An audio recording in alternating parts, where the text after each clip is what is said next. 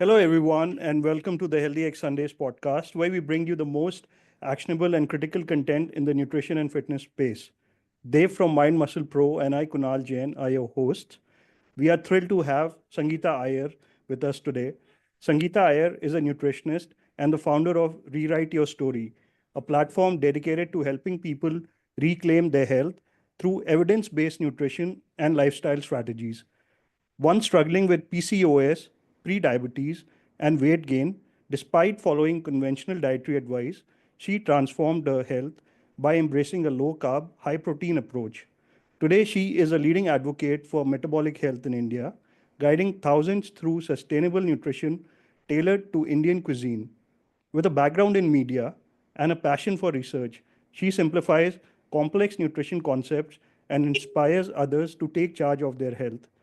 Welcome, Sangeeta, to the Healthy X Sundays podcast. Thank you for making the time to join us.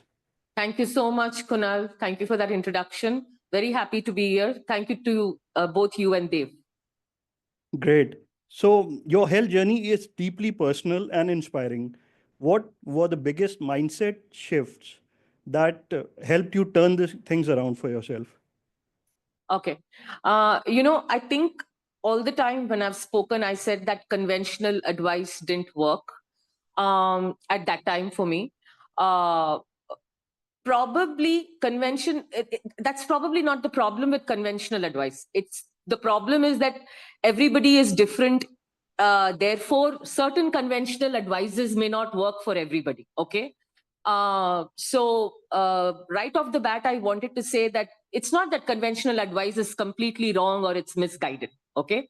Having said that, I think whether you take conventional advice or whether you take more new emerging advice or advice that new science, research and whatever is evidence backed show us, there are three simple things I think that I learned in my mid 30s after a very long journey with health and obesity that taught me is one, there are no shortcuts. Okay, so whatever approach you therefore choose, you have to choose something that you can personally make it sustainable for yourself for the rest of your life. Okay, so I think that was one of the biggest mindset change.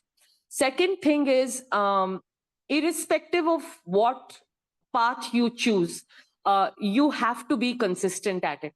Okay, I don't think diets fail you. I think we fail diets. That's because we make the wrong choices without a little bit of self-awareness of both what we are as people and the environment that we are around. Okay. And number three, what I realized is there is no goal or destination to be achieved. Okay, so it's not like, oh, I've reversed my pre-diabetes, I've put my PCOS into remission, I've come into what you call quote unquote better body composition or normal BMI, and now that journey is somewhere over. Like you've reached a destination. There is no destination. This is something that you have to keep at it for life. Okay, and therefore I always say that it has to become second skin for you. Otherwise, I think, know our own personal journeys and the journeys of so many people that we see around us, where all the health issues become kind of, you have a yo-yo pattern. So I think these three were the key things, and whatever approach you follow for better health and fitness, I think everybody who does that for a slightly longer period of time will know that these three things are there to stay. That's great. Right. So one of the things most people struggle with is, about conflicting nutrition advice. You can go online and you can find practically the opposite advice everywhere. Like somebody says fiber is non-essential, somebody says fiber is important. So how did you filter out this in your journey, and what is the advice for other folks? Okay, I must admit that I have fallen prey to some similar nutritional advices and patterns in the past, only to later on realize that it is actually not a one size fits all approach. Okay. And I'll give certain examples of that. And I think both of you will resonate with some of those examples. Like at one point, we were all fearing fat, and we thought that, fat is the one thing, if you control, then everything is in control. Okay. Then after some time in our journey, we thought everything white is bad. White rice is bad. White bread is bad. White sugar is bad.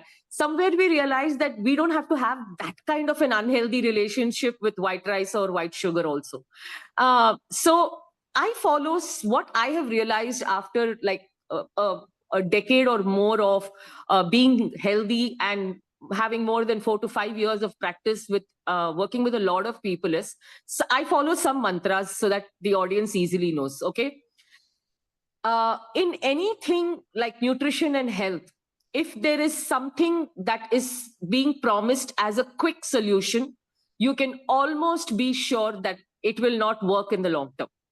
Okay. So do this thing and then this will happen. It may happen in the short term, it will not work in the long term. Okay. Second, if you feel that you're hearing to some nutritional advice or health advice and you're saying, this is too good to be true. Okay. And I'll say, insert any diet. This cured my depression, my fatty liver. This cured my diabetes. This cured my low bank balance. This cured everything. If you hear any advice on any dietary or nutrition pattern that is too good to be true, it is most likely too good to be true. Okay, that's number 2. Number 3 is that I always have come to realize that it is better to look at individuals who have been long enough in the space to get your verification from. Okay. Not somebody who has just emerged and who's created a lot of social media followers, or not the newest influencer in town, not the newest person selling you the newest supplement, but people who've been long around for a decade or 2 decades, and look at their body of work and in general their advice for everything. Okay, not just one thing. And if they also resonate, or if they've changed their mind on something, then you can be sure to follow that. Okay, so there are so many examples you can take when you apply these 3 filters, right? So no amount of saturated fat is, all amount of saturated fat is okay. Nothing will happen. This has been fed to us by the Ansel Keys study. That's not true. There is nuance. Okay. Or just quit sugar and you will never have cancer in your life. That's also wrong. There are many factors, right? So I try and, use these 3 principles or filters. And then, of course, if you are somebody who is a little more evolved in the nutrition space, you can go up and actually read the studies, which honestly speaking, not everybody is equipped with the skill set. Normally, people will read an abstract and not understand the methodology. But I think the first 3 approaches is a very cautionary and a very good filter you can apply to where you get your nutrition knowledge from. All right. So, in fact, I recall reading one of your posts saying things have changed my mind on in the last 2 years. And that's not something most people would admit, at least somebody in your stature wouldn't admit. Yeah. No, absolutely. And when I wrote that tweet, you see, one of the things you have to admit, when you have been believing, or for some reason you have been informed by yourself or by others that a certain thing is unnecessary, or if I have a belief that, let's take fiber. I used to say fiber is overrated. Fiber is not that needed. I have really changed my mind on that one, because when I apply it in the whole plethora of clients that I have, I see positive outcomes. I have seen it balance dyslipidemia, and you cannot ignore the sheer body of evidence that is presented in the for the usage of fiber. Now, there will always be contraindications to every nutrient. There will be certain outliers in everything, right? But that doesn't make that advice inherently wrong at population level. Right. Absolutely. So, one of the biggest problems we in India face is, for those who are familiar, it's insulin resistance, right? Yes. So, somebody has insulin resistance or a pre-diabetes. What are your some immediate things you can do to improve on the condition? Okay. There are many steps you can take, but I'm sure, like in your practice, Dave, and in my practice, there are three simple things that I think you can do from day one. Okay. Number one, let's come to why you have probably reached to a level of insulin resistance is control your ultra processed food intake. I think that if you just look at the statistics, the way the industry is booming, the amount of food dollars or food rupees that are being spent towards eating out, and especially in the ultra processed food category, which has only been growing.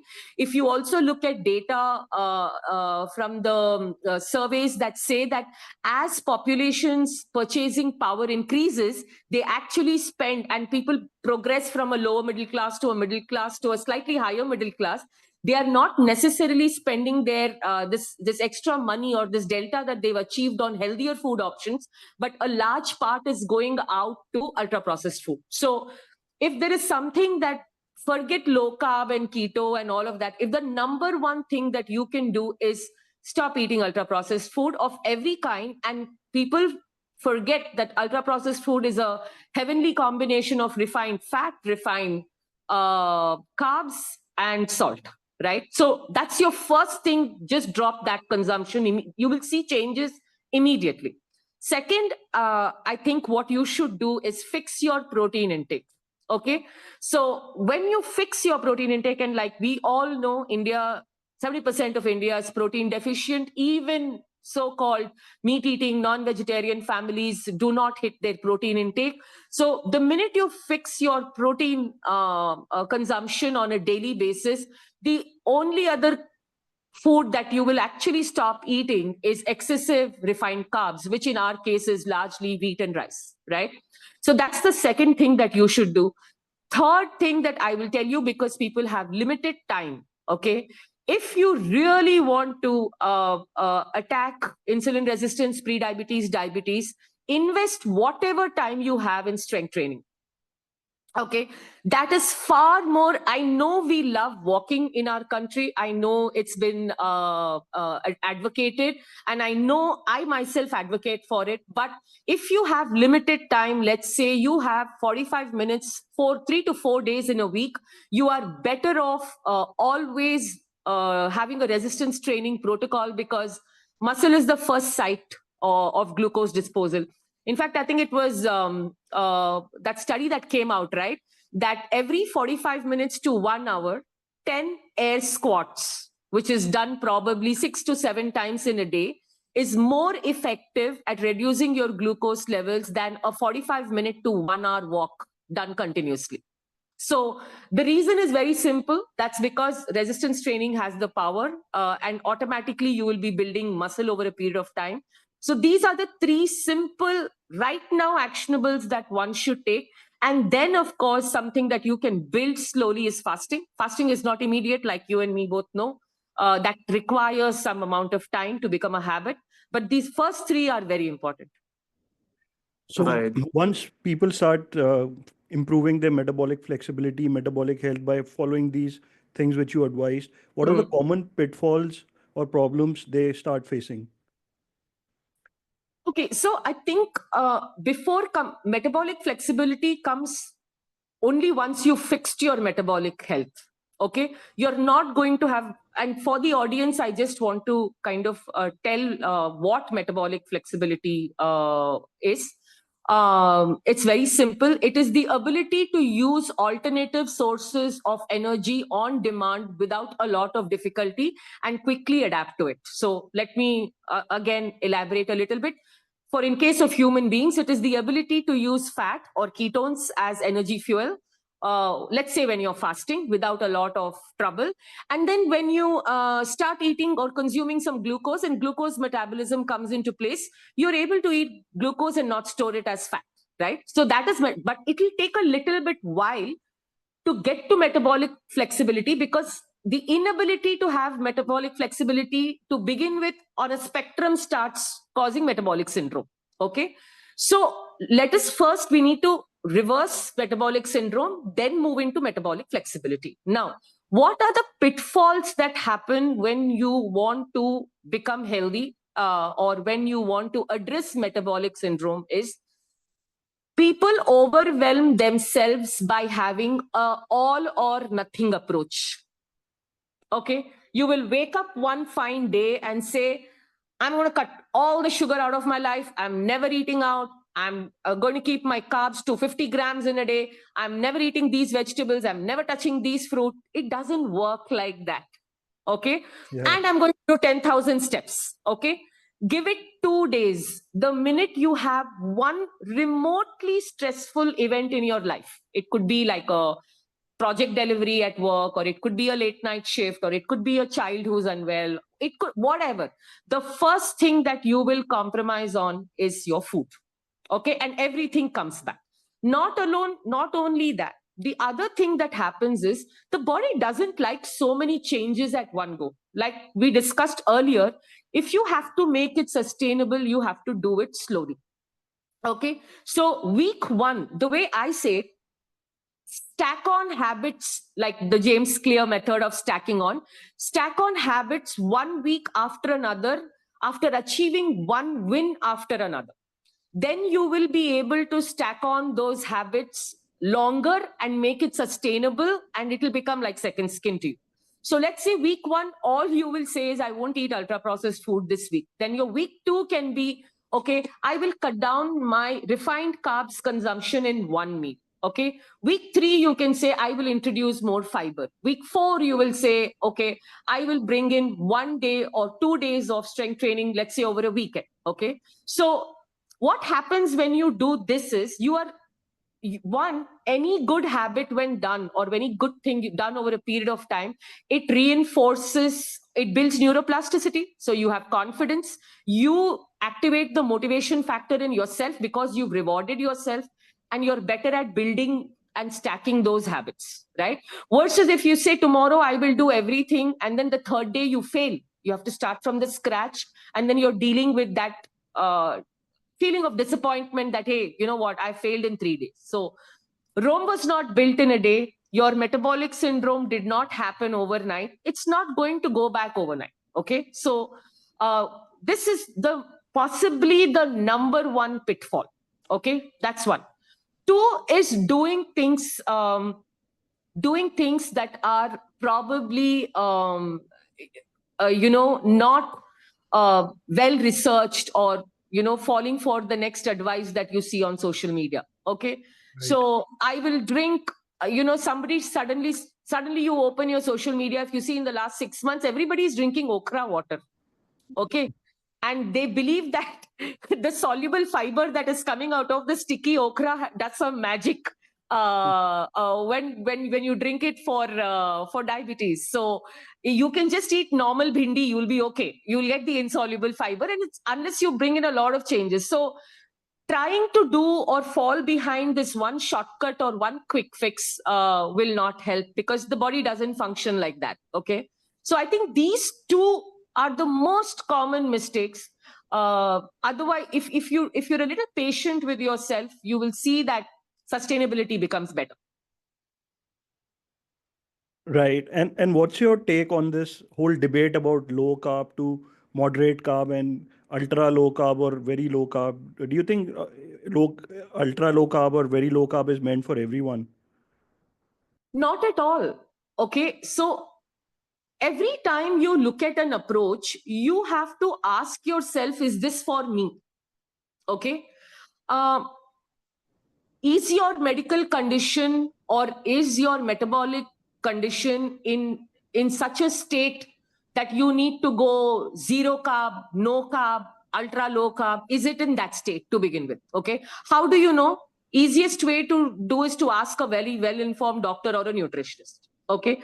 So everybody, and why are we only talking about carbs? I love we have all these approaches when it comes to carbs, but nobody's talking about ultra low fat, moderate fat. Suddenly, I don't know why fat gets a free pass.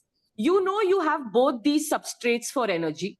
Okay, and you can adjust either substrate depending upon what your eating preferences and what your medical condition is. Okay, so obviously if you're on insulin, for example, for diabetes, it makes sense for you to drop your carbohydrate intake from refined carbs first. Okay, so you can still choose complex carbohydrates, and you can still choose vegetables and legumes and etc. to be part of your milieu. Okay, you're not in that stage. Let's say your HbA1c is somewhere between 6 and 8, and your fasting insulin is, let's say, somewhere between 12 and 16.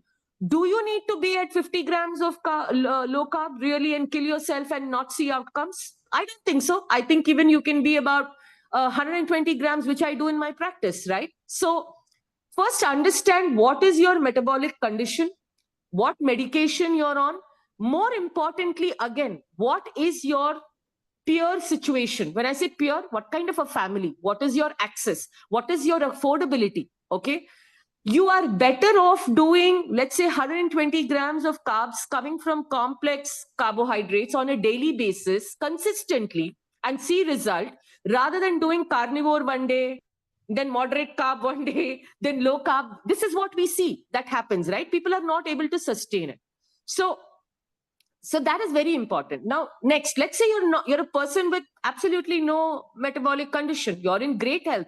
Awesome. You can choose either substrate as your energy source, like ketones or fat or carbs, depending upon your activity level.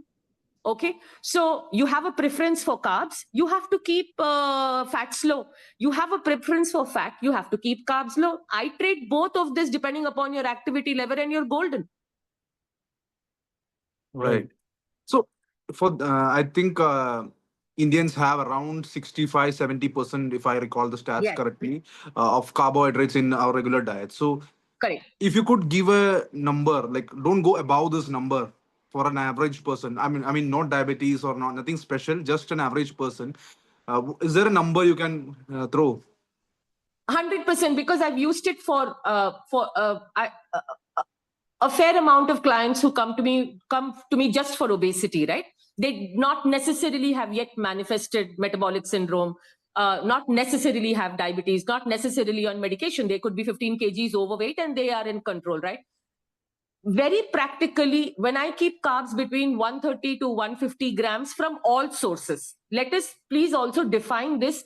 India thinks of carbs only in the form of rice or wheat or sugar. When we talk about carbs, your carbs are coming from your dal, your chole, your rajma, your legumes, your lentils, your vegetables. Dairy has carbs. So when your total carbohydrate intake can come from all sources is 130 to 150 grams, you will be, this is for the average individual who probably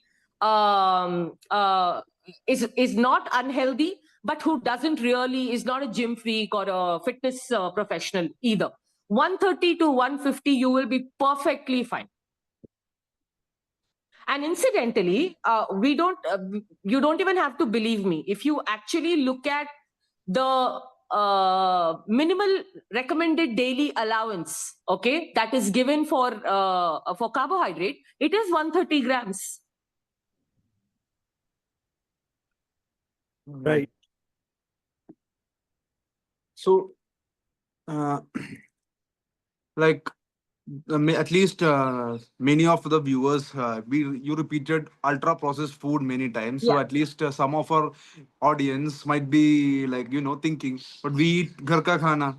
So Huh. what is your advice for them? They also get it wrong. Like many of the people don't really like. Yeah, today's generation go for Zomato and Swiggy and all that, but the older generations also have this issue.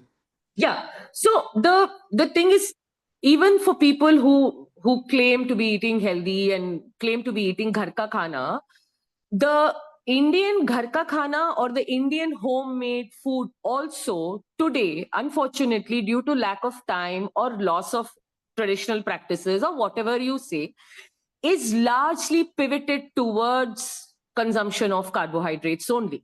Okay.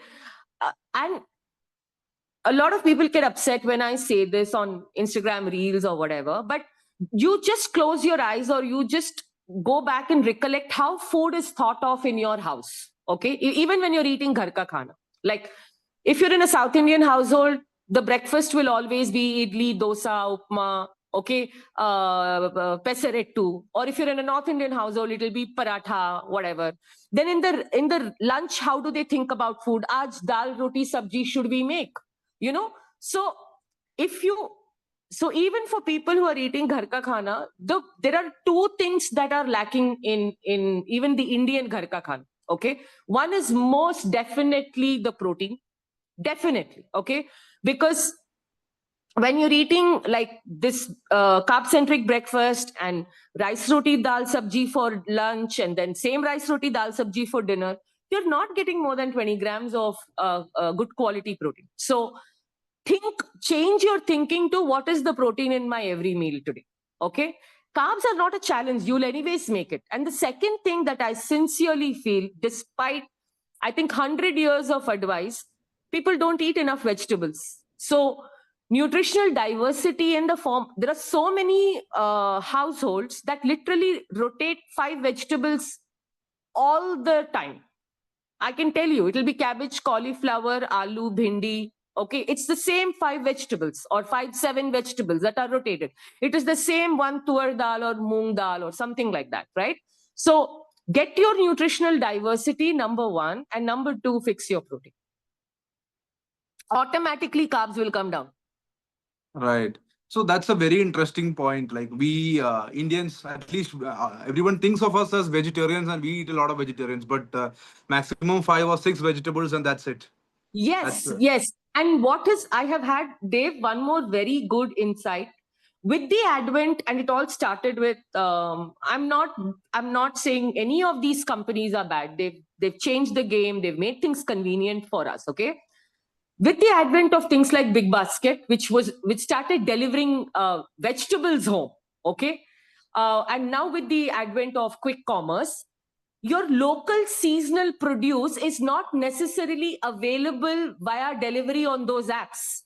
And I really realized that when I changed my residence from Bombay to Hyderabad and I had a little more time to go to the local market, I suddenly saw that all the vegetables that I was eating in my childhood before I moved back to Bombay and life caught up, I saw that produce in the market again, but I don't see that produce on Big Basket or on Zoom or on any one of the quick commerce, Blinkit or Zepto. Okay. So what you have essentially done is, unless you are still in the practice once a week of going to the local market round the corner or the central farmers market, whichever market that you go to, you are going to miss out on seasonal produce. And the more you miss out on seasonal produce, you're only going to have those 5 things that are available to you throughout the year. This was a massive insight. So while quick commerce and home delivery has made things very convenient, you have to understand what you're losing out. I mean, this winter introduced at least 8 different kinds of greens in my diet. interesting. Somebody is sitting in the corner thinking about oxalates at this moment. Hmm. That's a common debate, right? Yeah. Oh God, I'm tired of the lectin oxalate debate, and unless you have a condition, unless you are uniquely predisposed to this condition, or you cook your food. We Indians cook our food. We do not have the culture of eating large bowls of salad. We've always cooked our food, cook, steam, boil, all the oxalates. You don't activate the anti-nutrient compound of it at all. Right. So one other follow-up question I have is regarding dal, right? So is dal really like something bad, or is it just people assuming dal is protein? That is the problem. What is the problem? Exactly. Yes, Dave. So if you remember also when 2 years ago, that first tweet from me, I don't know, it went bonkers because now I know it because Naval liked it. Dear veggie Indians, dal is a complex carbohydrate. Sorry to break it to you. That's what the tweet I'd written. I am never saying that don't eat dal. Dal is great. Okay, it has fiber. I'll tell you, number one thing, it's a complex carbohydrate. It's a beautiful replacement for refined grain. Okay. Dal is not bad at all. It has a ton of nutrients. But the misconception okay, that 1 cup of dal is equal or same in quality in terms of protein to eggs or chicken or Greek yogurt even. That misconception needs to go, because generations, including my family, eat sambar rice every day in the afternoon and think they're completing their protein requirement. Mm-hmm. Right. Okay, so please have dal. Lentils are a great, and not just one dal. There are so many kinds of lentils. Rotate all your lentils. Find a way to use them in your veggie preparation also. The south has so many, even the north has so many recipes which uses chana dal and lauki and all of that.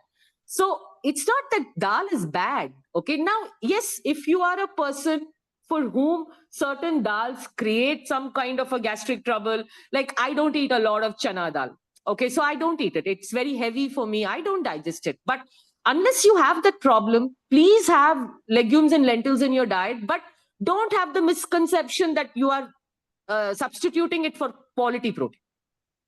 Right. Right. So the way in India carbs are king, and the way proteins are misunderstood, like you just touched upon, dal is a Yeah. great source of protein. So how do people actually optimize their protein intake? Because they overestimate all the time that they're getting all their protein from these complex carbohydrates. You know, my worry, Kunal, is not that they're overestimating it. It is the awareness that you don't need that much protein. Mhm. Okay, or it is the lack of or it is the belief that you don't need so much protein. Like even now, there is this massive misconception that protein sufficiency is equal to protein being optimal. Okay, your guidelines of 0.6 and 0.8 are bare minimum sufficiency so that you are not deficient. It is not optimal. Okay, Right. and the other simple thing is, which you I'm sure have seen in your own personal journey and practice. The minute you increase protein on your plate, carbs are going down. Okay, Right. and that's a good thing. You're better at hunger control. Okay, you're better at satiety. So at a very practical level, the most important thing I tell people is 1 gram is just non-negotiable, irrespective of who you are. Okay, in my practice, usually it is 1 to 1.2. Then from 1.2 to 1.8 depends upon who the person is, where they are in their journey, what is their activity level. But I definitely take it to 1.2. Okay.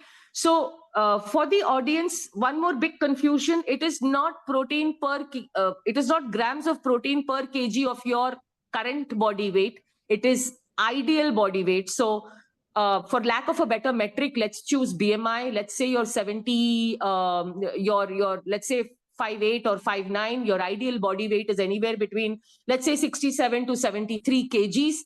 Round it off to 70 grams of protein. You need, that is your maintenance protein, 1 gram.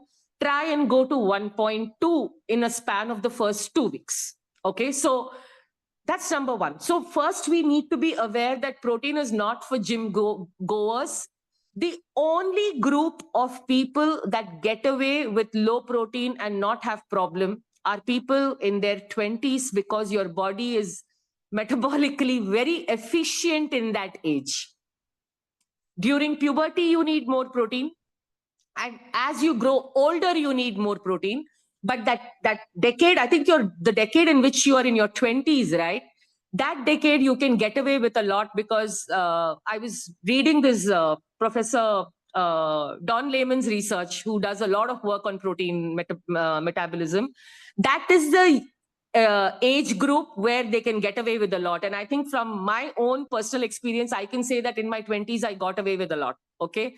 But then immediately when late 20s and early 30s came, it all came back, right? Eating all the junk food and not prioritizing, the problems come back. So number one is protein is for everybody. Now, try and get 80% of your protein intake from class 1 sources, which tend to be animal-based protein. Okay. If you are a vegetarian, Indian vegetarians are lacto-vegetarian. So make dairy a great source of protein for yourself. add some whey protein, which is also a dairy-based protein. It's whey-based protein, right? Then to this, you add your soy-based protein, you add your legumes, you add your lentils. Chances are that your good quality protein and bioavailability will be there. It's not rocket science, actually.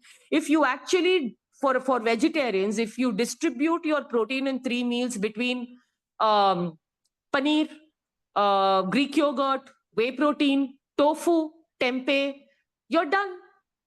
Right. So I think first, the awareness that protein is critical and why it is critical, how great it can be in your weight maintenance and weight loss journey, why you need it for your bone density and your muscle mass. All this is important. And then knowing where to get it from. Right. Also, your views on fats, in the sense visible fats like cooking oils, etc. Have your views evolved over time, and Yeah. what are your current guidelines? Yes, I started with the same or looked into only one side of the echo chamber that said every other source of fat or plant oils are bad, barring olive and avocado. And I said that saturated fat should be your only go-to. I've changed my mind on it. I am a little more neutral, Kunal, when it comes to all forms of fat now. Okay, I don't have a favoring position for any fat. Okay, because the amount of research that is there on both sides of the aisle, and I think it is still evolving. So my guidelines are simple. There is no need to fear any kind of fat. As far as you keep your total, the more important problem is how much fat are you consuming given your entire lifestyle, and where is it coming from? Okay, people are unable to see the fat that comes in a biscuit, in a khakra. Okay, you don't your brain doesn't register that there is fat in a biscuit, that you can eat a biscuit packet every day. Okay, and it is casually eaten. So control the total amount of fat and know where it is coming from, rather than breaking your head with saying today is mustard oil bad, today is sesame oil bad, is ghee a superfood, is it a fat burner? No. So first, control your total fat content. That's what everybody needs. Second is rotate your fat sources. That is my second new guideline in the last 1.5, 2 years. Okay, so there are certain oils that have stood the test of time in India, depending upon which region you came from. Okay, peanut oil, sesame oil, gingerly oil, mustard oil, coconut oil, ghee. Okay, depending upon what your cultural tradition is, rotate all these oils or a combination of these oils. You are good. And very, very clearly, I have seen people improve their lipid profiles. So it's not like one animal fat is a superfood and then one plant oil is out here to kill you. Nutrition and health never works on a single ingredient basis ever, though social media periodically loves to take one thing and make it a reason for all problems. So seed oil is the problem literally for everything now. Okay, sometime back it was something else, right? Let's not forget that coconut oil and ghee were in the same position 20 years back. Okay, Right. now some uncle is coming and telling us that he's eating 20 spoons of ghee daily. Okay, so I think have a little control the total quantity, control where it is coming from, and rotate your fats. Simple. Great. Right. So, about the fats, I mean, this could be another whole other discussion, but Yeah. you mentioned about lipids. So, uh, if I may ask, like for an average person, what do we look in the lipid, right? I don't want to get too deep into this. It's like a whole other thing, but what should we look at in the lipid, or at least what you look in your clients? I simply tell you the number. I see 3 patterns that appear simultaneously in most Indians.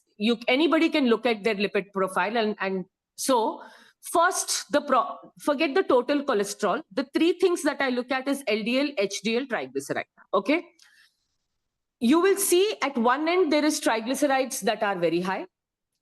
You will also see LDL is high, and you will see HDL is low. Okay, this is the pattern that is most common in Indians.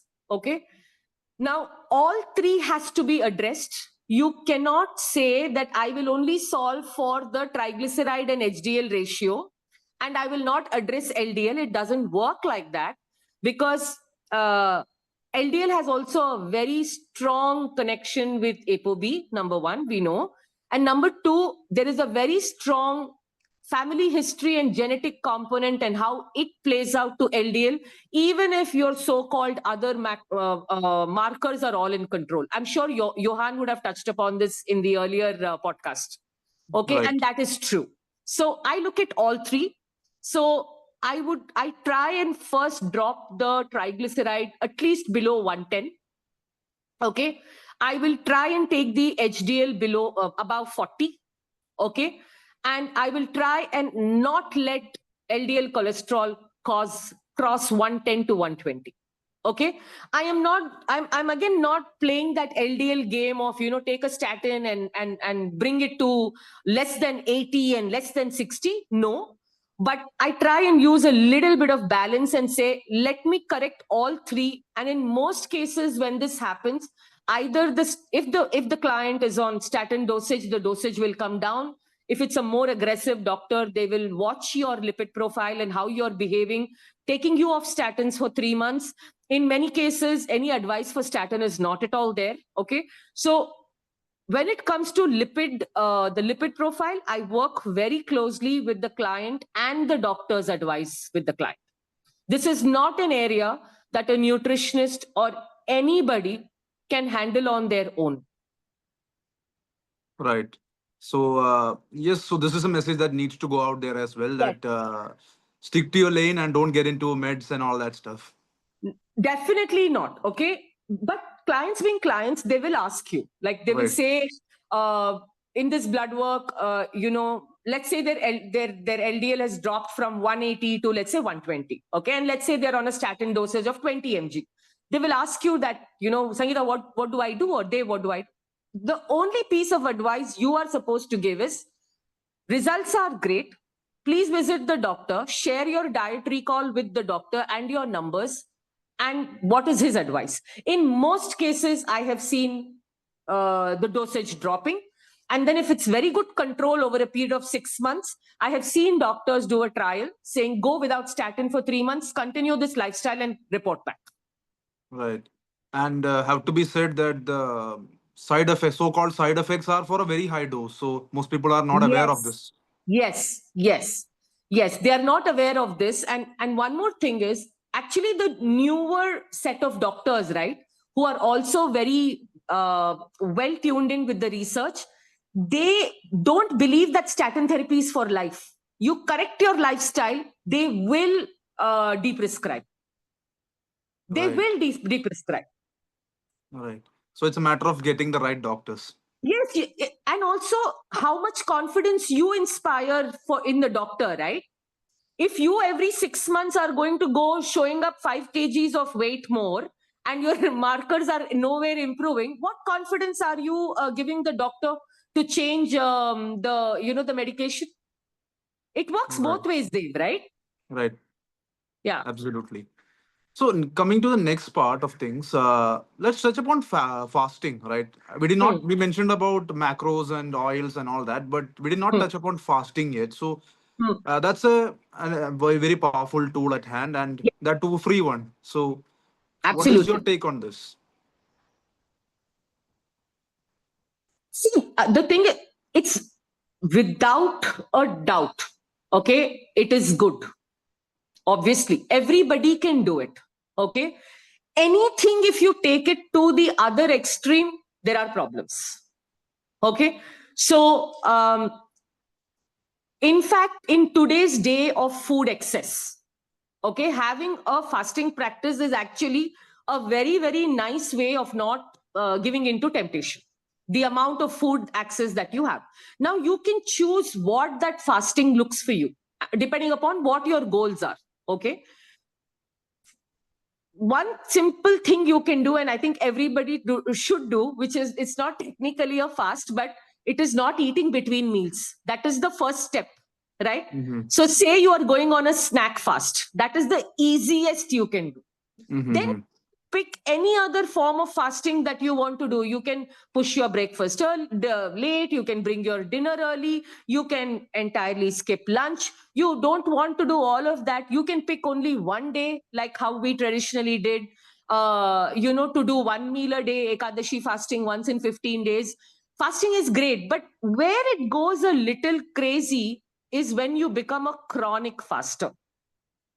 And funny, we are discussing about this because currently, and especially as women, okay, I have to bring this in. Currently, I'm dealing with 3 lady clients who were chronic fast. When I say chronic, 20 hours a day fasting, then again having 36-hour fasting once in 10 days, then doing once in 3 months, going on a 3-day fast. Okay. So I have 3 people who in that period of some amount of fasting have lost weight, but now the body's so broken that no matter what they do, even if they have some scope for body recomposition, the body is not responding.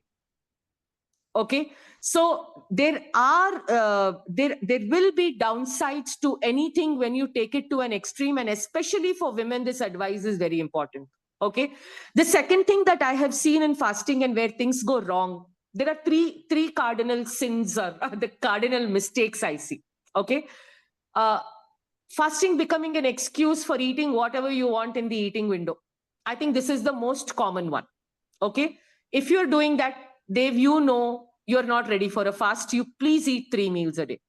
Rule number 2, unless you're designing your fast in such a way to drop a slight amount of calories. Okay, people drop almost a large chunk of calories, which include protein calories. Okay, so typically in my practice, I will not compromise on the protein calories. Even if you're skipping a meal, the protein calories get adjusted for in the 2 meals and a snack, for example. Okay, so while dropping a meal, people drop protein calories, which again start slowly increasing their hunger, and the fasting becomes unsustainable.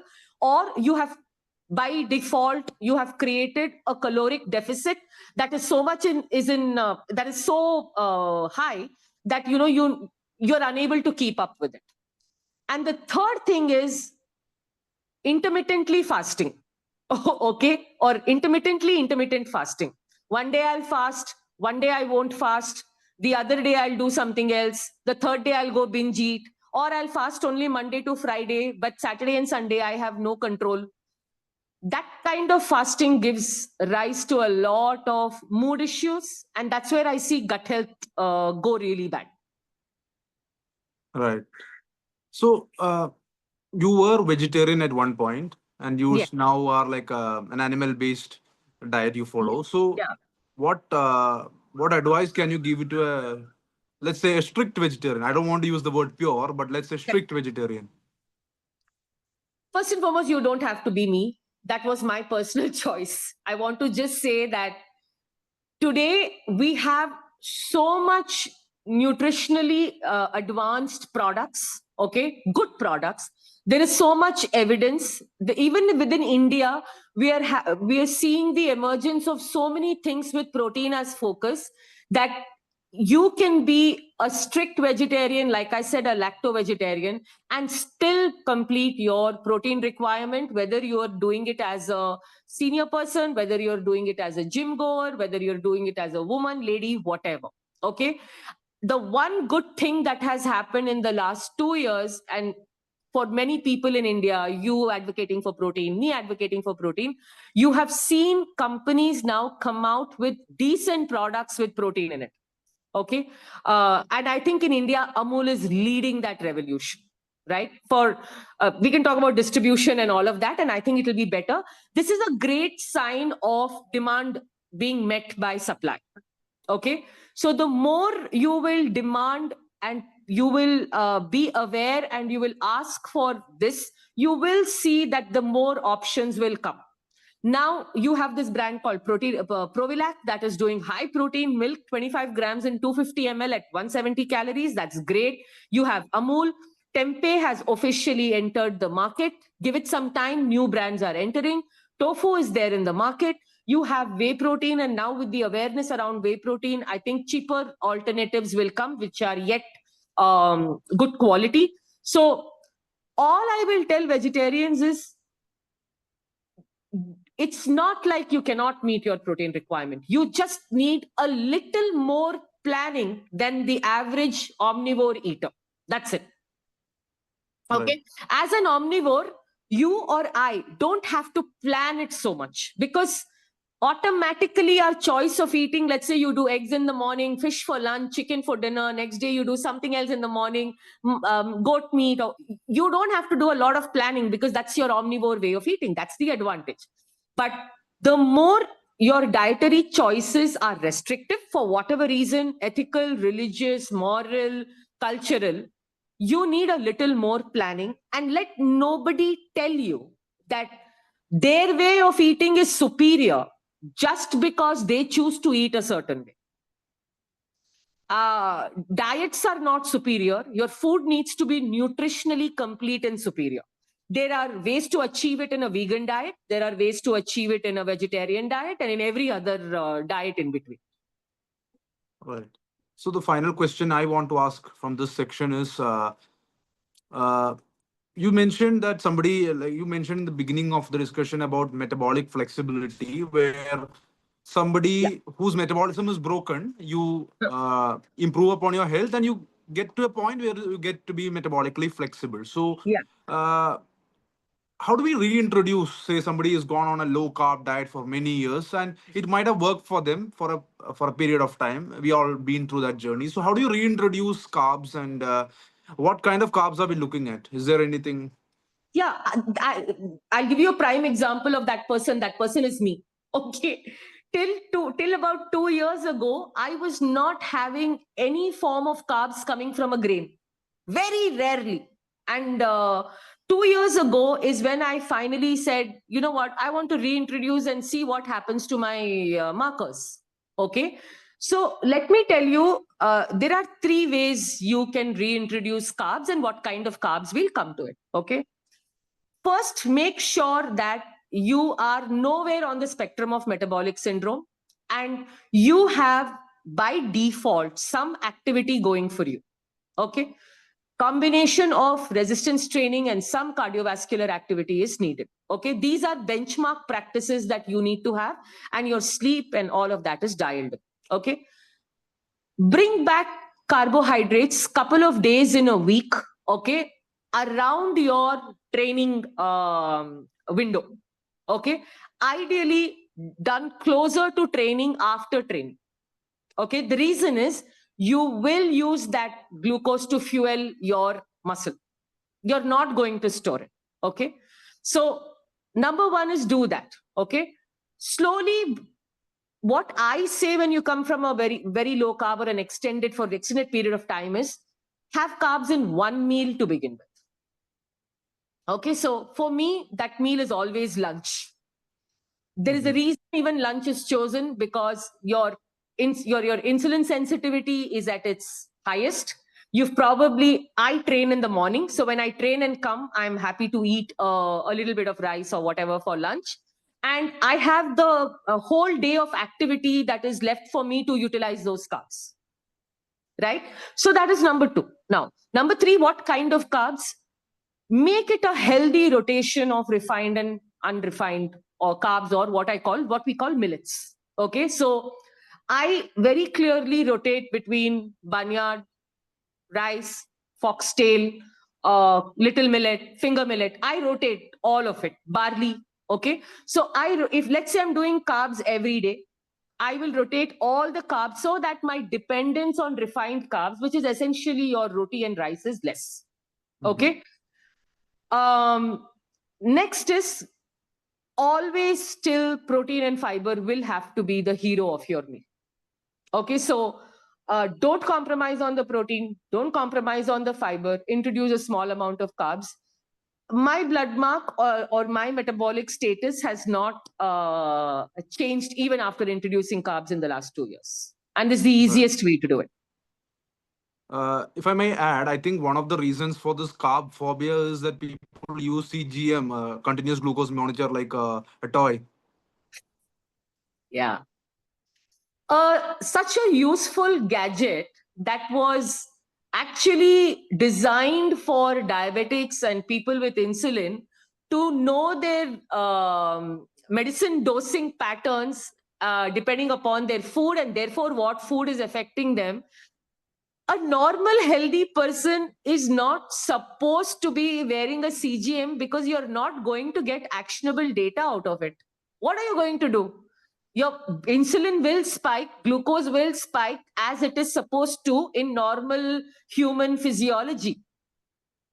And what people also don't realize is in both diabetics and in healthy people, everybody's response to the same food and its dosage is very different via a CGM.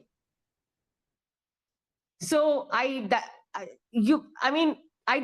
if you're going to have a gadget, and that too an invasive gadget like this one, which is giving you information every minute, if you have no useful actionable for that data point, you're inviting anxiety. That's my honest opinion. Right. It's a worrying trend. Healthy people strapping on CGMs and showing that data on social media. People just take whatever they feel like. Yeah, people are not able to understand that a healthy person's glucose readings has no impact on you if you are borderline diabetic or pre-diabetic or with insulin resistance or a diabetic with insulin injection. And you are unnecessarily creating like I said, fear mongering for healthy foods and all of this. Absolutely. So I think next section is about gut health and digestion. So how does gut health impact metabolic flexibility, and what are some signs that your gut might be harming your metabolism?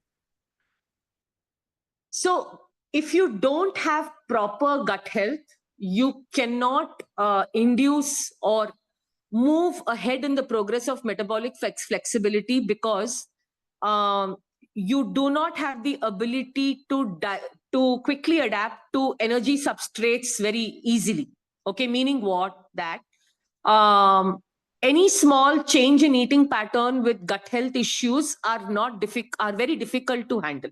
Okay, so IBS or being on any spectrum of gut health problems will forget metabolic flexibility. It will make your health suffer because from as something as simple as having certain kind of cravings to the other end of the spectrum where we see malnutrition and therefore very quick weight loss. Okay.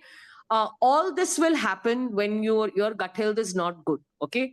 How it impacts metabolism is in a plethora of ways. Starting with, it reduces your quality of life in a very bad manner. Okay. You do not have predictability of how you feel on a day-to-day basis, what your bowel movements will look like, what foods certain foods on certain days will trigger something, will not trigger something. Okay. So gut health is something that you have to be very careful about. And the things that are really ruining your gut health, and I'm coming fresh from dealing with almost 300 consultations since November. Literally every second is a gut health. Ultra processed food consumption, food delivery apps being used too often, street food, and very poor sleep pattern. Okay. Right. It all starts with this. Then one of these things go into becoming a food poisoning issue or an H. pylori infection, or somebody will realize that their love for biryani. And it's funny, after I did that Dr. Pal's podcast, and he has a predominantly South audience. Okay. Yeah. The single common thread I found between most of the South people coming to be with gut issues was their love for biryani. And I correlated that with, I think Zomato or somebody had a stat, right? That the most ordered food in this country was, when they did a wrap up, was biryani. And I was like, oh, this is our love for biryani. So it is funny. That was just a funny anecdote. But yeah. So these are the most common reasons. And unhygienic street food. This is for the younger people, college students, kids who are in hostels and mess, the street food hygiene is miserable. So these are the things. So, and when you are on any spectrum of gut health, you are so preoccupied with that everything else becomes problematic. Yeah, anything like people consume at home which may be disrupting gut health, which people generally think is healthy, but maybe still messing up their gut. Well, at home, not really. At home, people really bring in only the junk food that they bring in. Yeah. Okay. Right. So if your pantry has a lot of farsan and mixture and, all these deep fried items, which it's not like in the olden days you were making one item around Diwali and it stayed around for 2-3 days and then you were not eating anything, right? Right. At home, in home, it is not that. It is usually, like I said, it's not home-based food. It is one of these 4-5 things that cause a problem very clearly. But in home, I don't see such mistakes, because unless there is like excessive consumption of like total carbs in a day, like too much rice and all of that can cause problem. But even that doesn't cause like a infection per se. It may cause you to go to the loo 2-3 times, but at best, but not really. Right. How useful are fermented foods, right? Like people believe like curd, say idli, which is a fermented food. So people have this thing about fermented food, and we believe that everything fermented is good for the gut. Is this science backed, or it's not entirely true? So idli is not actually the best example of fermented food. Okay, it is healthy, all right, and frankly speaking, if I have to eat anything outside and I have absolutely no choice, but I have a choice of a steamed idli, I will eat the steamed idli, even in a roadside place, because I know that's the safest. It is not the choice. There is a lot of reason, science-backed reason to believe that fermented foods are good, and I use them quite honestly in my practice till you are having some condition of histamine intolerance. Okay, there are certain gut health problems and skin issues that are triggered by foods with histamine, and fermented foods do have histamine in them. Any aged food has histamine. So if you have to, for some reason, be on a low histamine diet, okay, unless you're that person, in general, fermented food in small quantity in various form works for you. Okay, Indians eat a lot of commercial pickle thinking they are fermented food. They are fermented, all right, but not the best form. Okay, so whatever we do at home, like fermenting in whatever traditional way, whether it is the rice kanji that is found in the south, or it is curd, or it is buttermilk, all of them are good. But what I feel in this entire spectrum of, since we are discussing gut health, the newest fad is popping all these bugs, what the good bug, bad bug, ugly bug, I don't know what bug is now there. They tell you this has 3 billion strains, this has 4 billion strains. Actual evidence, if you read, you're just buying expensive urine, because none of those probiotics in those kind of dosages actually are able to pass your stomach acid and reach your intestine. So if whatever you're reading online saying that, oh, this is the newest gut health supplement and this is the newest and this has this many strains and that many strains, if you don't work at the basics of gut health with eating clean food, naturally having some fermented food in your diet, even if that is curd and buttermilk, and sometimes if you're having some homemade pickled vegetables or vegetables in vinegar that are stored, the overdose of probiotics seem to be doing nothing. Right. So, since we are discussing gut and we touched upon protein earlier, I have an interesting question, right? Like, I think one of the things which many of us, not us, but many of us in our community get it wrong is that when we emphasize protein, we immediately think, okay, just have protein, like have protein. What is your problem? If somebody says, I can't digest it well, we just tend to ignore it. We say, like, no, you're just joking. But that is absolutely not true. Especially for older folks, it's like there is some. Absolutely. Yeah. So, Absolutely. so what like they experience bloating and they experience difficulty. So what is your suggestion? How do we introduce or how do we get more of protein? It has to be a slow ramp up of anything. Okay. Today, you're absolutely right. See, your ability to digest certain things and your ability to have enzymes for certain foods also get activated and are not activated if you've not been eating that food for a while. Okay, I'll give you a simple example. For a person who is eating, like today, or you and me, let's say we eat about one time we are eating rice in a day, let's say, okay, maybe 100, 150 grams of cooked rice. If we were to go back to our childhood days and eat about 200 grams of rice in 2 meals, are we going to feel right now comfortable or uncomfortable?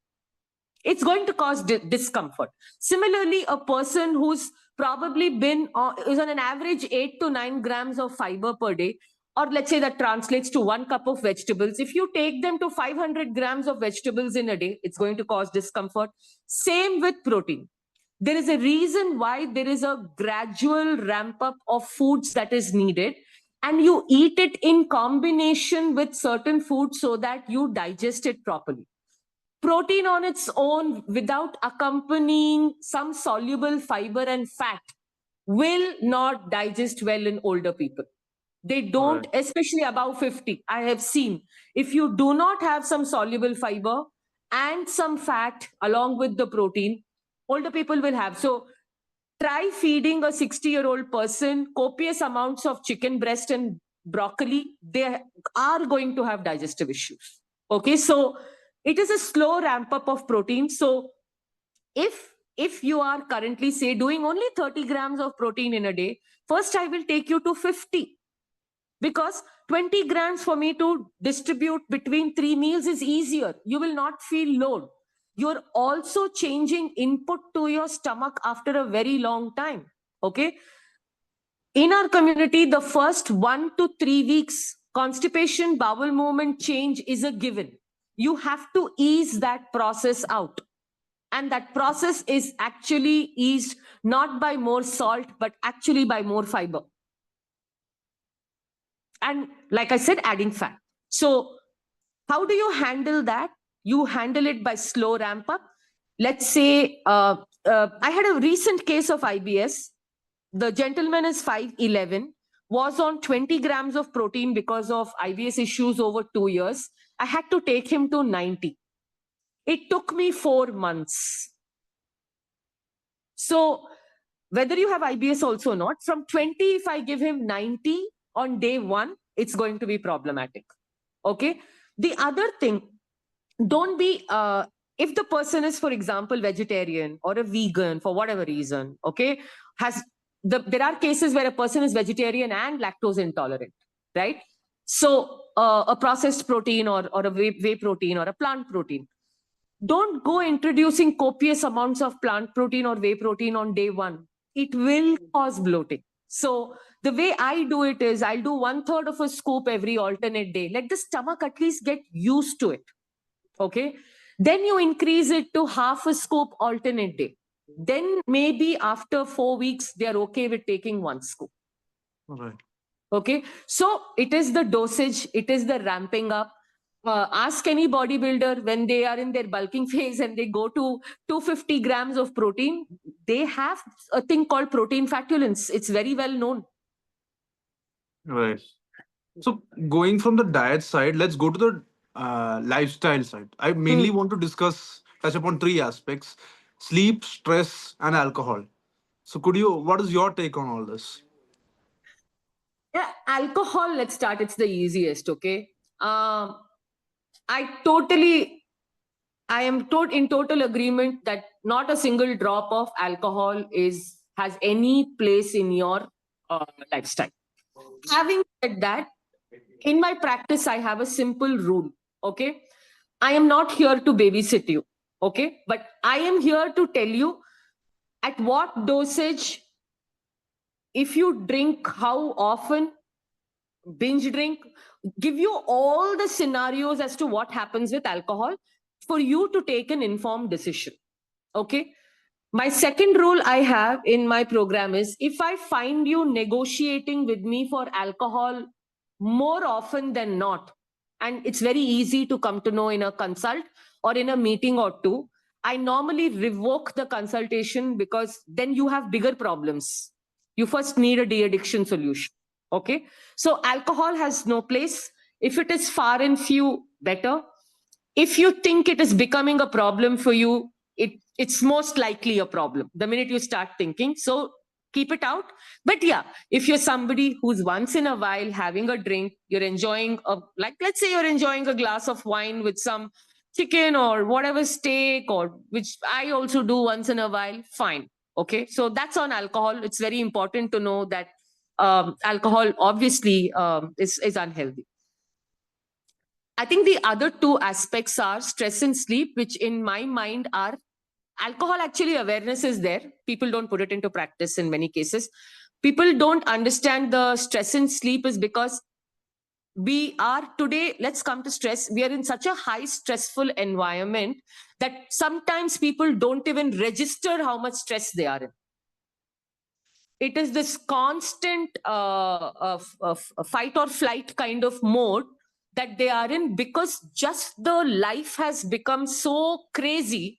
And you will realize this if you're in cities like Bombay and all of that.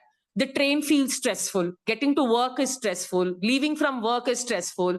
The potholes are stressful. The traffic jam is stressful. The job is stressful. So now with stress, unfortunately, there is no formula, right? So I tell people, or even myself, this is what I do: figure something, and there are many things you can do. You need to choose what works for you. Okay, so figure something that will on a day-to-day basis or a weekly basis de-stress. Okay, meditation, if it is your go-to, great. I'll be very honest, it doesn't work for me. It doesn't. Okay, walking works for me outdoors, like long walk outdoor when I see greenery, when I see the wind hit my face, when I'm just walking, that works. So if that is walking, if some yoga breath work techniques work for you, like that yoga nidra that they call it, which is I think they call it voluntary relaxation or pranayama, that works very well, do that. Okay, if it is listening to sleep stories or something on the Headspace app or the Calm app, the point is you have to consciously work at that stress. Okay, and I think also certain practices, if you understand that until you're alive, you're going to have stress. So let it not get the better of you. Do the best you can and then close it away. Okay. And One very important technique that I have learned for stress. I don't know if men do it, but I think women do it a lot. When we hit the bed, right? That's when we think of what all needs to be done tomorrow. Okay. So, oh, I have to go to the gym at this time. I have to take my pet here for this appointment. Tomorrow's menu is this. Tomorrow my work is this. I have this. What actually it does is it creates that hyper environment when you're supposed to sleep, and it delays sleep initiation. So what I have realized is before I even get into the bedroom for bedtime, when I take down my notebook or whatever and I put a thing to do list for the next day, when I hit the bed, then I don't think about it. It's a small tip that works. A lot of us otherwise do it. So these are a few things, but I'm happy to hear what do you guys do about stress with your clients, because this is a tough one. all right. So I think we are all aligned on this one. The biggest thing is not to use food as a de-stressor. Ah, absolutely. Yeah, It's yeah, like yeah. everybody goes, like even we, when we are super stressed, we feel like grabbing something and eating. Yeah, yeah, yeah. But that's the thing, you know. You have to. This takes time. If you're a stress eater, it takes slightly longer. because that is a very strong dopamine hit, which happens almost instantly, unlike anything else. So that stress eating takes a lot of practice. And even I have a lot of clients who admit to stress eating, but I tell them that, the more times you say no, the next time it becomes easier. So do you recommend people getting cortisol tested or something, or is it just you talk to the people and figure it out? No, I talk to people. I have actually very rarely seen clinical levels of cortisol rise. Right. It is more. It is a more temperamental reaction. So when people say I have a stress belly and I have a stress whatever, that I have in clinical conditions, I have seen cortisol levels being high in very few cases. I've seen it in shift workers, for example, or people in very, very high, really high pressure jobs, like when they manage manufacturing units and high performance delivery. Only in them I have seen cortisol, but I have not seen clinical levels of high cortisol in many people. Right. Kunal, you want to add something? Yeah, I think the important parts of stress are stress eating, which they've mentioned, and high stress jobs, night shift work, all these kind of Yeah. things are the go-to things. And I think relationship problems also, right? Yeah. They cause a lot of stress. People don't realize that. So it's a very complex subject, as you mentioned. Very, very complex. It's very complex. And unfortunately, like I said, I cannot give you this formula to do that will work for you. And also because it doesn't show feedback very quickly. Okay. It's not like today, if I walk for 1 hour, I will somehow see the effect of it. It's not like that. It's a practice you build. So it's a very tricky one. Yeah, it goes into mindset and all, mindset coaching and stuff like that. Yeah. Mindset also, I'll give you a small example. Last week, I did a check-in call with one of the clients who's pretty morbidly obese and been obese all her life. And she sent me text saying, Sangeeta, I don't think I can do this. I'm not cut out for it. I said, let's get on a call. At the minute I said, hello, I said, what happened? Why are you giving up? So she started crying. I said, okay. I let her cry a bit. And I said, don't give up. Tell me what's going on.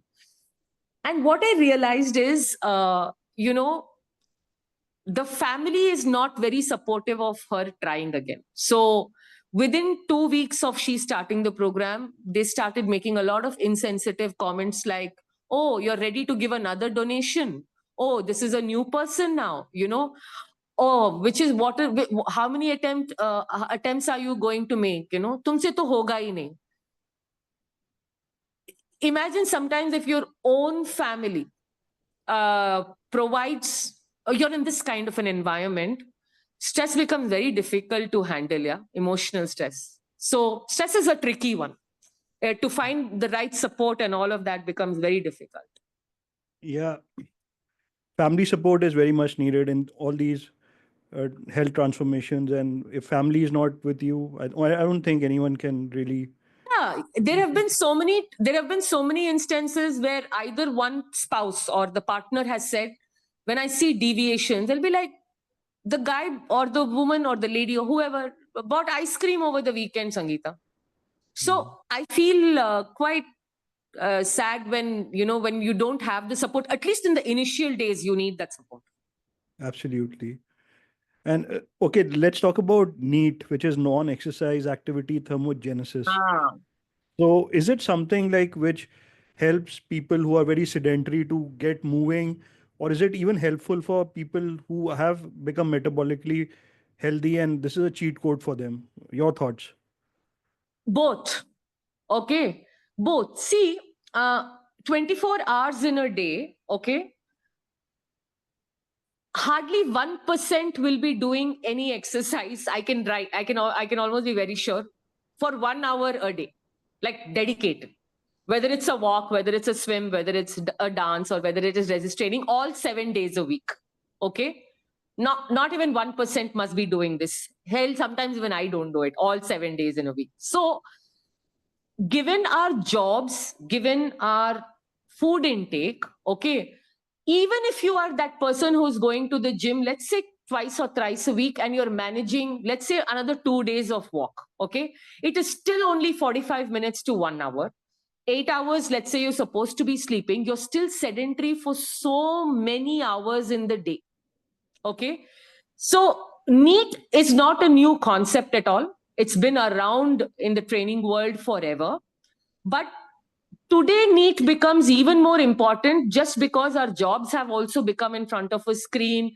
Work from home is far more common. We don't get out enough. Sometimes the weather is not conducive. For example, if you look at the Delhi and Bombay AQI in certain seasons, you probably are inviting more trouble by going out. So NEAT as a concept utilizes your energy in a good way.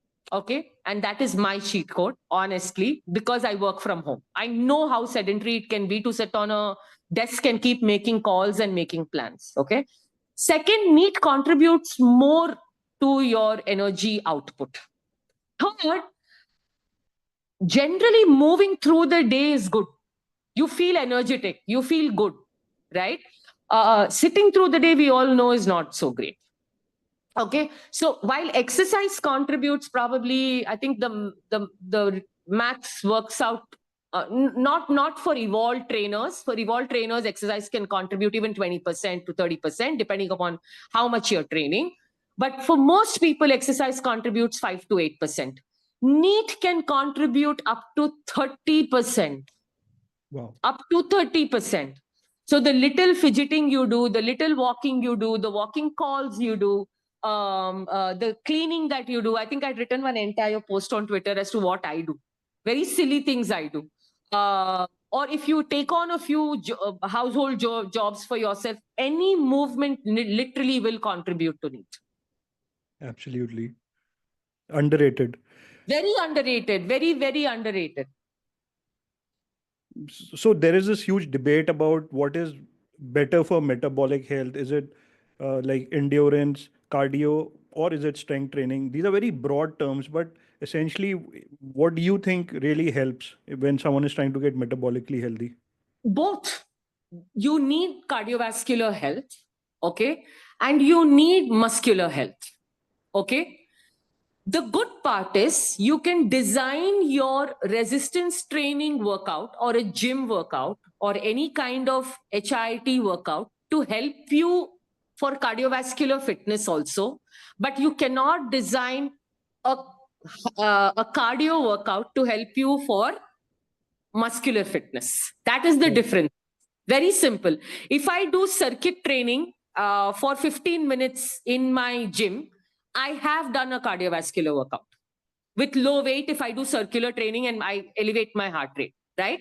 And if I completely change that routine in the gym and make it high on strength, low on reps, but keep your sets high and weight high, I've converted into a muscular training workout. So you definitely need both, but you need to know how much of both to do. Okay. Right. That's again your body giving you feedback. Do you have enough recovery? What is your age? How are you avoiding? The first thing you should do is avoid failure. The one thing I don't like when you are trying to resolve obesity or metabolic health is running. I do not tell people to run. In fact, if they run a lot, I will reduce their running duration. Reason is very simple. High impact cardio does generate hunger. Low impact steady state cardio will keep you in that fat burning zone or get to you in that fat burning zone without working up a hunger later. Very big difference. You run for 1 hour and how you feel hungry versus you walk for 1 hour and your hunger levels are very clearly different. Right. So when we are restricting calories or when we are telling people to drop their carbs or when you know that a person has some weight to lose, there is no point in designing a workout regimen that is designed to increase hunger multifold and make the person miserable. Right. So it's as simple as that. Right. So, a final question from me is there are, like, I probably asked this to other folks as well. So, there are two popular schools of thought. right? I think we also discussed about this. Yeah. One camp says you need it's all about calories. Another camp says just don't eat carbs and your insulin drops, and that's how it works. So I think you working with so many people, you know where the truth lies, right? So just simplify it for our audience. Both are needed. Okay, you don't get a free pass from either. I'm sorry. Okay, see, energy balance or energy density will matter. It is very, very simple. Okay, but then uh, saying that just focus on one macronutrient, and the reason for everything is that one macronutrient being low because of an action of one hormone, that's nonsensical, no? Okay, if you accept that energy, if one substrate of energy can cause weight gain, why do you think that another substrate will not cause? And I'm very simple. Why do you, if you accept that carbs are energy and fat is energy, why would you so very quickly, only by the action of insulin, assume that only carbs can cause weight? In fact, carbs have to be converted to fat and then stored. Fat readily stores itself when consumed in excess. There is no conversion required. So, So I think sorry, you were saying. no, I just remembered your post where saying fat is not free food. It is not free food. And unfortunately, I think a lot of when keto became popular and high fat became popular, and now with the high fat carnivore, okay, with that becoming popular, why would you think that fat cannot? It's wise. There is no food that is free, by the way. Even water cannot be had, in excess. We know that. So to simplify it for the audience, at a very macro level, when you're looking at your energy intake, you need, for the record, let me always tell you, I don't think people like you and me have never bothered about it. We've never said that, oh, calories are useless or energy balance is useless. We, or I at least, let me not speak for you, I have always said that the calorie in, calorie out mechanism of tracking is a very unsustainable mechanism. If you do, especially if you're looking at health as a sustainable option and eating as a sustainable option, it is very unnatural to track daily. Therefore, it is better to have a macronutrient selection, or in lack of better words, a food selection in such a manner that your consumption to create a caloric excess is less. Right. That is the Absolutely. point I have always said, that instead of you white knuckling and what do you say, using willpower and motivation in the form of calories, if you know that these foods in general are highly calorically dense and nutritionally poor, and if I make the less number of times I indulge in these foods, I don't need to count my calories as much. Okay, Absolutely. so that is the awareness that I wanted to bring. But to answer your question, both are important. You cannot just focus on one hormone and say I'll eat any amount and nothing will happen. And you cannot say, you know what, as far as I am in a deficit, nothing will happen. Yes, you will lose weight, but You Ozempic might lose muscle. I'll tell you, yes, let me tell you, if anything has demonstrated the validity of energy balance, it is your Ozempic and the like medication. They just reduce your calories and they are losing weight. But are they losing weight in the healthiest manner? Probably not. Right. So we have to understand that these both places will kind of converge somewhere. And in that convergence is where I think the awareness needs to be created. Choose better foods all the time. You don't have to track your calories as much then. Right. Right. Sangeeta, so maybe this is the last question for the podcast, and this is more on women's health, women's metabolic health. So women go through different life stages, could be PCOS, and then it is pregnancy, menopause. So what strategies do you suggest for women to manage their health through these different stages or ages in life? You know, I'm I'm going to say something that a lot of women are not going to like, but I'm going to say it anyways, because this is exactly what I am seeing in practice in the age group of, let's say, 14 to 60 plus. That is the range of women who come to me, young children with their parents, 20s, 30s, pre-menopause, menopause, post-menopause, and then transitioned.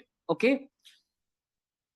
If there is a single most thing that doesn't work for women even more than men, and I'll go on the record and say this as many times, because evolutionarily and biologically we are not designed that way. It is the level of modern stress women have. Men will still do okay because they are built very differently to handle stress. Evolutionarily, they were the gender that went out and did things. Therefore, they also had a very different evolution from a biology. We are not designed to take this kind of stress. Currently, you're not going to like it. It starts with exam stress, entrance exam stress, board stress. At this stage is when women lose physical activity. Okay. From when your pre-boards in 10th starts, all physical activity comes to a standstill for girls. And then it is over. At least men will pick up some sport or go out, or by the nature of going out. Here, the woman's life starts changing. Then college, okay. Then something else, all physical activity. So if there are two things that are causing problem literally in every stage of a woman's life, it is stress, whether when they're younger, it is, like I said, exam stress, then it is career stress. We all want to be equal, we want to be paid, all fine. And I say this because my hardest years of my health came in that period, age 25 to 35, when just married, also had a baby. Also, that is the duration. If you know, if you're in corporate, you are actually moving to middle management, building for senior management. That is when my health actually went for a toss. Okay. So then family life. On top of that, our biological age to have children clashes with our career clock. Okay. I don't know how women are going to solve for this, but there has to be a solution where certain periods in your life stop being part of the rat race. And on top of that, all the management, and then when the children happen and everything, we are not built for stress set from every angle. So that is one. Second, second, I spoke about exercise going out of the window. Okay. The outcomes on breast cancer, on cervical cancer for a woman who exercises, weight bearing exercises, meaning resistance training, 3 or more times a week, the reduction in probability is 50 and 30. 30 to 50%. People don't understand how valuable this is. Okay. And 3, whether you like it or not, women are emotional beings. We delve more into the feelings economy, like I call it. Men are not that. Okay. So women will always need more support, more community, more hugs, more cuddles, more laughter than the average man. Okay. And currently, the way the society is getting built, women are choosing to be more and more and more lonely, either by design or by default. They don't have those systems. I'm saying diet and nutrition and all will come later. If you're not solving for these 3, all the hormonal imbalances and everything is happening. So at every stage, when I see women come to me, there is some past trauma that falls under one of these pillars. Absolutely. I think it's been like an amazing session. We covered so many. We covered like all the bases, everything we wanted to talk about, and thank you for staying for some extra time and answering the queries. No problem. Thank you so much for inviting me. We've been on Twitter, following each other, talking for so long. It's nice to do this on Zoom, sometime face to face for sure. I love the content that both you and Dave put up. In fact, I sent references of many. So I think collectively we can hope for positive outcomes for everybody. Before we end, one gentleman had asked a question on the squats bit for glucose control. I just want to repeat it for that gentleman. Every 45 minutes to 1 hour, 10 freehand squats, okay, as in just using your own body weight, brings your glucose down more effectively than a 45-minute to 1 hour walk done continuously. And if So- you, yeah, Huh. go ahead, please. I was saying, so for example, imagine you are in your cubicle, okay? Just get up out of your cubicle at work and just, bachpan mein how parents used to give us punishment, hold your ears and go down 10 times if you said a lie. Just do that. It is exactly that. Yeah. And I think one more question from Mr. Andrew Charles: how to handle high insulin values? Two ways. In fact, three ways. If you bring all these three in simultaneously, it'll help. But if you cannot, then do one after the other, or at least do a combination of two. Number one, drop refined carbohydrates. Okay, so a lot of when I say refined carbohydrates, anything that is pulverized into a flour, your all-purpose flour, rice, wheat, etc.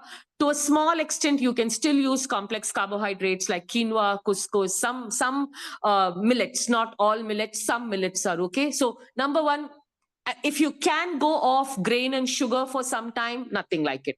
Okay. The second thing that you can do is bring some amount of fasting into your routine. Now, if you're new to fasting, just do a default 12 to 13 hour fasting, which basically means that have your meal an hour early and start your breakfast an hour late. So, for example, end your dinner by 8 p.m. in the night and have your breakfast not before 8 or 9 a.m. in the morning. Don't eat anything in between. As you get comfortable, you can increase this fasting window to 14 or 15 hours. The third thing and the most underrated thing, but in my opinion, that this actually has a more long-term solution. Go to the gym or take any form of resistance training and start building muscle.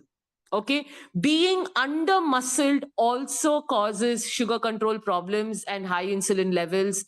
Being more muscular and therefore doing resistance training increases insulin sensitivity. These three, when done together, it's pretty good.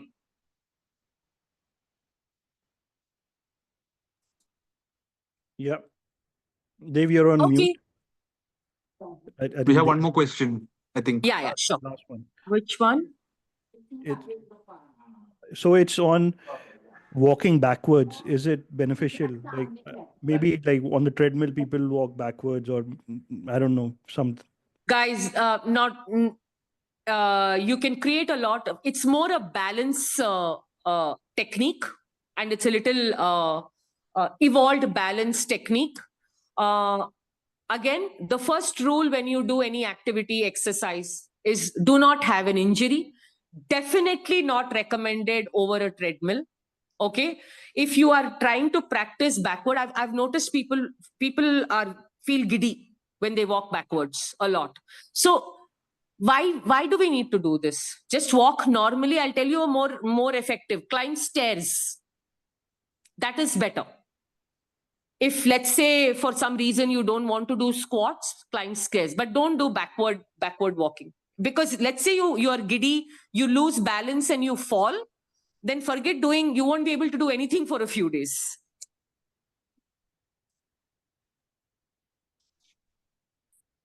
Great. Dave? I got no questions. I think we answered them Okay. all. Yeah. So thanks again, Sangeeta. It was an Awesome. amazing session. Thank you so much. Pleasure. And hope to meet you guys in person someday soon. Bye. Absolutely. Looking forward. Take care. Bye.